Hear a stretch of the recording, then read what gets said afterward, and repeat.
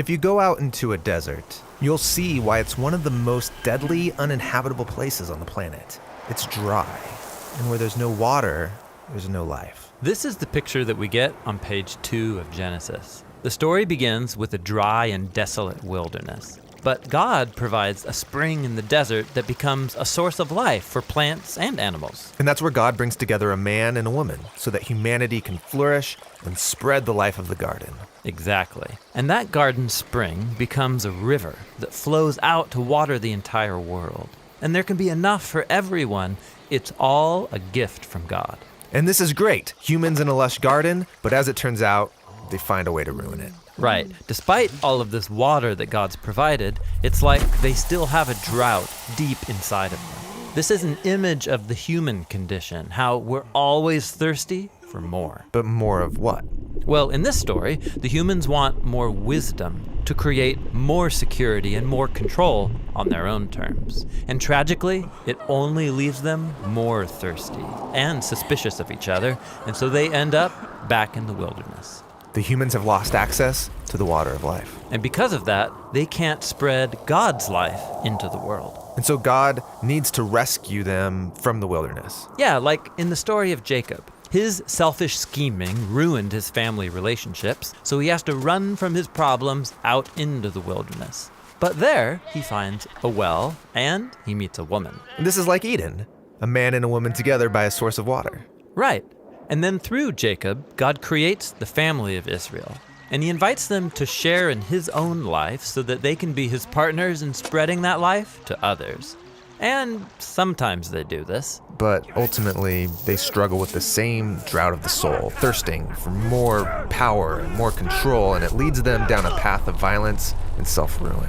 And so they find themselves in a new wilderness, captive to other nations. All this effort to quench our own thirst on our own terms, it's killing us. Yeah, the biblical prophet Ezekiel described Israel in exile as a pile of dry bones, scattered in a desert valley.